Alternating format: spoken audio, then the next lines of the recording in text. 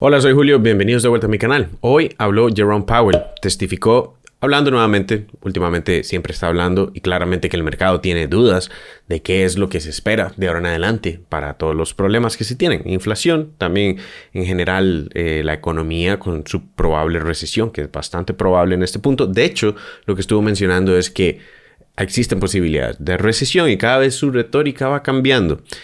Siempre menciona que la economía se mantiene fuerte, que los consumidores se mantienen fuertes, pero el mercado de cierta manera no le está creyendo tanto últimamente y cada vez existen más pronósticos de recesión. Y ya tuvimos un trimestre negativo. En el siguiente mes estaríamos confirmando la recesión. Ahora, han pasado cosas buenas en los últimos días que ya veníamos viendo con respecto al petróleo.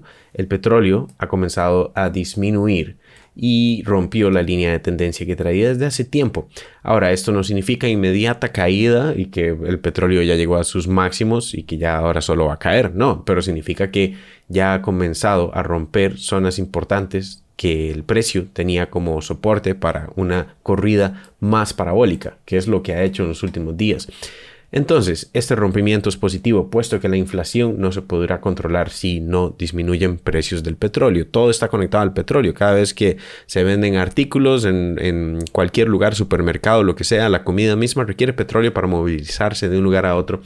Y aunque se suben las tasas de interés, que se han venido subiendo, la última de 75 puntos base, y probablemente la siguiente va a ser de 75 puntos base también, que el mercado ya lo sabe y lo ha tomado en cuenta, pero no ha tomado en cuenta todavía algunos datos que han venido surgiendo, como por ejemplo la completa retórica de Jerome Powell mencionando que una recesión es probable y que el aterrizaje, o sea, el final de todo esto tal vez no sea tan suave como él ha venido mencionando. Un aterrizaje suave sería básicamente no entrar en recesión o probablemente que no muchas compañías entren en etapas de despidos o que la inflación siga aumentando tan fuerte y que se logre estabilizar.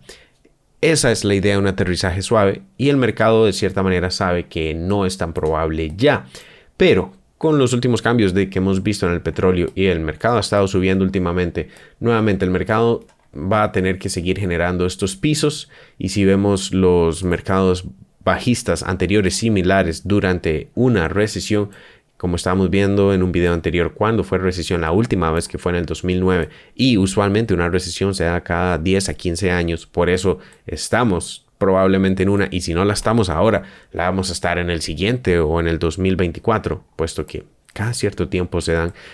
Es probable que tengamos más caídas similares. En el mercado bajista, durante la recesión anterior, tuvimos 1, 2, 3, 4, 5, 6 pisos, 6 mínimos menores que marcaron el fondo, el sexto. Esto no es nada científico, es simplemente darse una idea de usualmente vamos a tener varios pisos si estamos en una recesión. Ahora, esa recesión no tiene que ser igual a la del 2009, claramente no. De hecho, esa recesión fue muchísimo más fuerte y los problemas fueron mayores. Casi se acaba el sistema financiero en ese entonces. Esa era la retórica que existía, ese era el miedo del mercado.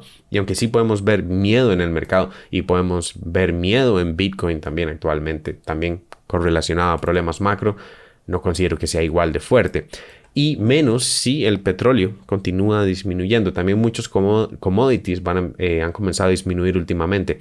Actualmente, en esta etapa que nos encontramos, desde que comenzó a marcarse el cambio de tendencia, llevaríamos 1, 2, este podría ser parte del mismo, 3 y 4 pisos. Por lo que una expectativa, al menos racional, una expectativa para no tener un optimismo muy grande ni tampoco ser completamente pesimistas al nivel de que esto sea una gran depresión o similar al 2009, podríamos esperar todavía unos fondos más. Hoy habló Jerome Powell, el mercado no le afectó puesto que ha tomado mucho de esto en cuenta. Mucho del mercado sí sabe una probable recesión, lo que no se sabe es qué cantidad sería esa recesión, qué nivel de recesión en la que podría esperarse. Para mañana también estaría hablando Jerome Powell. Estos 2 días probablemente van a ser volátiles o al menos no son días en donde vamos a tener un rumbo claro. Ese rumbo puede cambiar en cualquier momento puesto que no se trata solo de lo que dice Jerome Powell sino de cómo lo dice.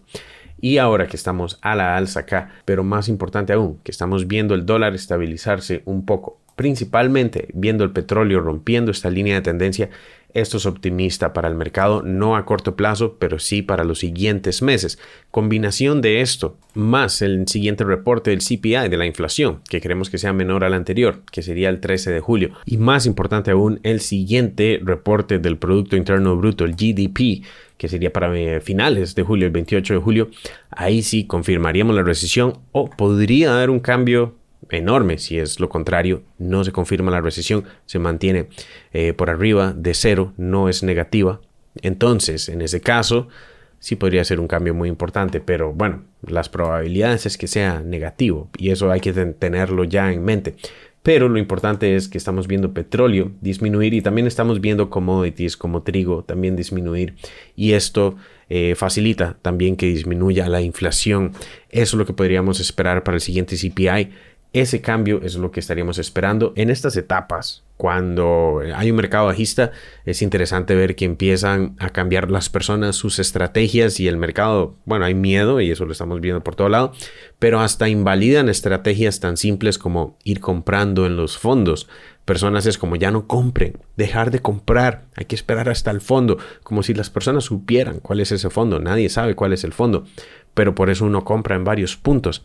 En estas etapas muchas personas están como no, lo único que hay que tener es cash, efectivo y tratar de adivinar ese fondo o esperar hasta que el mercado sea otra vez alcista, que eso nuevamente es también muy difícil de adivinar cuándo es completamente alcista o cuándo será únicamente un relief rally, que ya hemos tenido varios. Tal vez algunas personas consideraban que esto era el fondo porque tuvimos un rally que superó este máximo, pero no hemos tenido un mínimo mayor que los anteriores. Pero aún así estos puntos son válidos de compra y estos también, ya sea que se esté viendo en cripto, ya sea que se esté viendo en acciones. Es interesante ver cómo las personas en estas etapas, cada vez que hemos tenido mercados bajistas, cuando ya se empiezan a llegar a las etapas de desesperación, de miedo, tiran por la borda las estrategias que claramente están científicamente comprobadas para ir invirtiendo en los mercados a largo plazo. Esto no es hablando de trading, es únicamente invertir, es comprar activos en los que uno cree con menores descuentos. Y si tenemos un piso menor, donde ya podemos ver que nos estaríamos acercando cerca de los 3.500, 3.600 y mantenemos la línea de tendencia, serían muy buenos puntos para comprar. Y si ese es el fondo, estuvimos comprando el fondo, aunque no fue únicamente el fondo, fueron varios puntos. Por eso Dollar Cost Averaging se trata de eso, ir colocando el capital en diferentes zonas y es de las mejores maneras más seguras de hacerlo sin estarse preocupando de adivinar el fondo o no. Y también es importante ver que lo que es una recesión y lo que son los retrocesos no van exactamente de la mano. Aquí fue el fondo del S&P 500 en la recesión anterior en el 2009 y todavía quedaban trimestres de recesión que claramente se van viendo en la economía, se van viendo en desempleo, se va viendo en lo que es el consumidor. En sí el crecimiento de la economía no sigue aumentando, pero el mercado sí aumenta antes de eso.